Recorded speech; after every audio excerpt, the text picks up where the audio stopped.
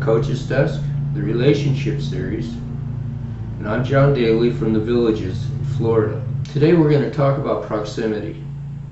Proximity is crucial to you being able to build strong relationships at the level you aspire to. Today let's talk about just how important your networking skills are and why it's so important. But first, let me share with you the village of Harmswood. Harmswood is one of the higher end villages, a great place to walk Rocky. This is the cart path. On the right are villas. They're probably close to the same size homes as mine, 2-bedroom or 3-bedroom, but they have very little yard. These folks like the idea of the home, but they don't want the yard to take care of. The cart path goes behind the villas, and on the left of it you can see a spring-fed pond. And on the left of that is Harmswood. This is kind of cool. It's really nice to walk along that cart path because you can see all the wildlife. You can see the ducks down there, and there are several different kinds of ducks and other birds. And they usually hide among these cypress tree knees. They're little stubs that stick up from the ground, and it's their root system. But it's great camouflage for the birds. And we do have bald eagles and hawks in the area, so it's important. To give you an idea just how significant our cart path system is, straight ahead and down that hill you'll see a tunnel, and it goes under one of our major roads. To the right of the tree you see a path, and that's the path to Harmswood. And Rocky loves going to Harmswood. He's leading the way. We saw this yesterday. It's some gentleman's MGB, beautiful car, very well taken care of. I'm sure he shows it at the car shows once in a while. We have, I think once a month we have car shows. You can see that home has the ability for a RV. He has a truck in there, and he has another garage and a golf cart garage. Rocky loves the trees, and he loves the attention he gets from the villagers. And this is what it looks like walking down the road.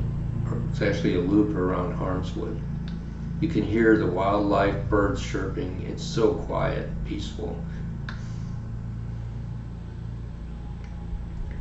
I like this house. I love the circular driveway, but it has a large courtyard outside the front door. Maybe hard to discern how big it is, but it's pretty sizable. The gentleman usually has 6 to 10 other men sitting outside and having coffee and talking, chatting in the morning. You can see a fountain on the left side. It's just a beautiful home. The wife says it's really good for her husband to have those folks come and talk to him. And around the corner you'll see this eagle statue. It's just beautiful, amazing.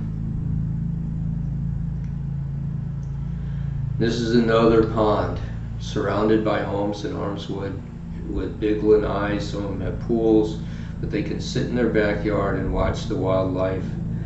I doubt they get alligators in here. I think these are both spring fed, so there's no pipe systems for the alligators to go through, which is how they travel from pond to pond in the villages. This gentleman is a retired Marine. Apparently he's done very well in his career, his life. He was written up in the village newspaper, I think, or magazine. A fifth of the villagers, I have heard as high as 40%, are veterans. And this is just one of them. I love his circular driveway, very nice couple. And there's a wonderful pond in this flower bed. And the wife told me to let Rocky drink out of it because he was thirsty. There's one entrance in and out. So I like that because it cuts down on traffic drastically. People are coming into Harmswood or leaving. They're not going through Harmswood to another village unless it's through the cart path. So there's very little traffic on the roads. And it's quiet and peaceful. And I'm sure the fact that every gate shack in the villages, all the villages, has cameras, so they record your license plate going in and coming out. This gate shack is not manned. Ours is 24 hours a day. But you're not refused entrance. They just say, good afternoon, and they let you in. So let's talk about proximity. Are you struggling to get to your next level in your personal and professional life? I hear that from clients all the time. I've got clients that want to get a promotion. They feel they're ready for a promotion. They want to interview for a position at the next level.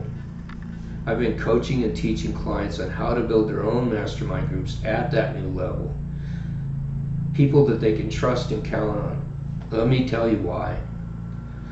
When I was young, my dad told me it was who you know. I don't think it's who you know anymore. It's who knows you, and what do they say about you, especially when you're not around.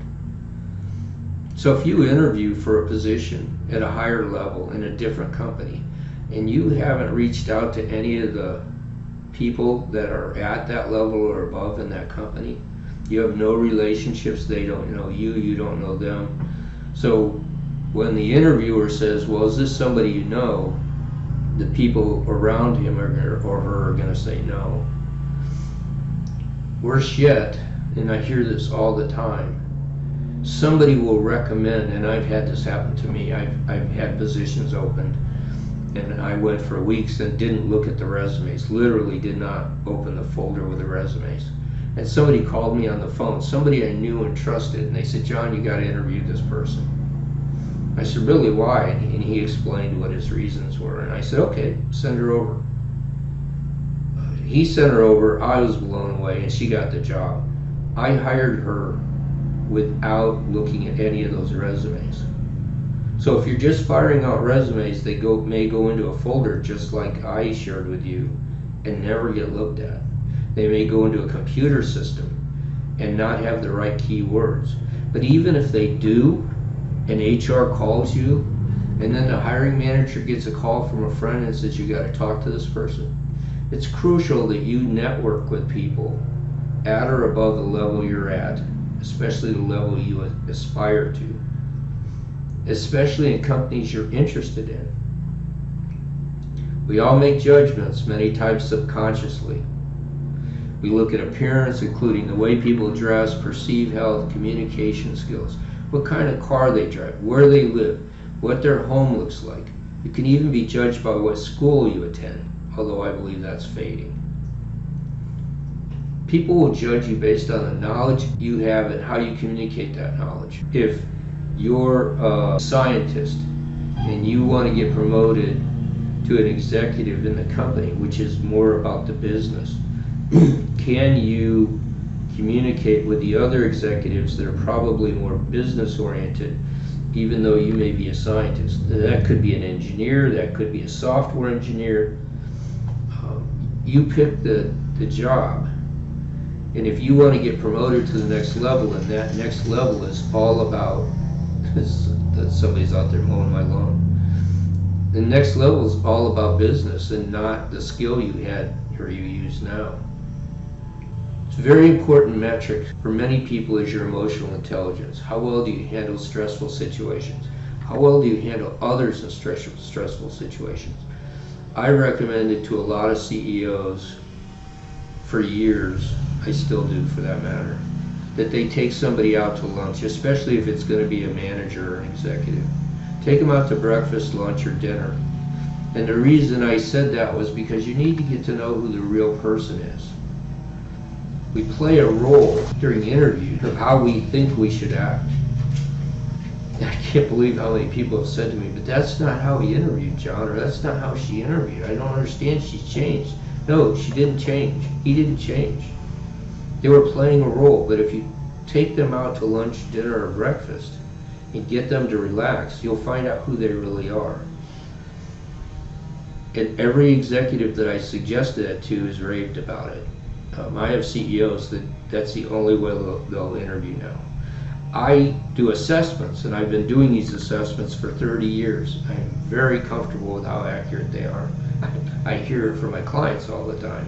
When you have a crystal ball, I use the assessments for companies, and I match the assessment to the job description, and then every applicant takes the assessment and it ranks them against the job description depending on how well they match it. So I could say to the interviewer, to the manager, here's the top 10 or 12. Why don't you interview these? Here's the assessments. This will give you some ideas on what questions to talk about, where there might be some issues that you should explore more about. I also, when I coach executives with my other hat on, I give them the same assessment, leadership assessment. Goes over their behaviors, their motivators, their driving forces, their emotional intelligence, their leadership skills. And then we sit down and go over where their strengths are and where their weaknesses are and where they might want to improve. It's not cast in stone the assessment's right, but it's a great place to start the discussion. And then we build a plan for future development based on that assessment and the debrief we did together. And that's been very successful for me. People like to be with people of like minds. I saw that in a commercial. I forget who the company was. If you want to know what you're like, look at your 5 closest friends. How many of you have heard that for years? It's rarely a good way to judge people using those metrics that I gave you a minute ago. Unfortunately, most people do. Think about when you walk into a Walmart or a Target. Do you form a judgment of that store by what the people look like when you walk in? We all do it. We will have a communication skills class coming up, and it will give you a much better way to evaluate people. No judgments, observations. When you do observations, you can get a lot more accurate, and you can communicate with them in a manner that they're comfortable with because of those observations. Every team, family, or friends has a specific culture they adhere to. People like being with people of like minds. That's a culture, and people feel comfortable around people of like minds. Proximity is key to your success. You must spend time with and learn their culture, especially at the level you aspire to. You must find people who will mentor you at that level to fit in and take a while to learn it well enough that it comes natural to you, even if you're in a stressful situation. I always tell sales reps, you have to build relationships with a future client before there's an order pending, especially when, and I dealt with large capital equipment orders, sometimes millions of dollars. But if I showed up and they were ready to do an RFP, it was too late. It was going to be real tough to get that order. But if I walked in there a year or two ahead of time and start building a relationship with the administrator, with purchasing, with the director of nursing, the director of medicine, the doctor, the biomed, I teach people to find out who can say yes and who can't say yes, who can say no. More orders have been lost to people who can say no but can't say yes. This is all about relationships. If you don't have a relationship with everybody in that organization that's going to be involved in the decision process, somebody else may, and they're going to have the edge. Where do you find these people? How do you get their attention so you can get to know them? What do you do to build their trust and become a peer? We will go into more detail during the workshops on behaviors, communication skills, and emotional intelligence. So I look forward to talking to you again, and I hope this was helpful and gave you a little bit of an insight into proximity and how it impacts relationships. If you find these from the Leadership Coaches Desk blog interesting, helpful, please hit the like button below the right. Also, if you would like to see these posts from the Coaches Desk, I'll put the link in the posts under the video. And please subscribe to get notified when a new post comes out. This is John Daly from the Villages. I look forward to talking to you soon. Have a great day.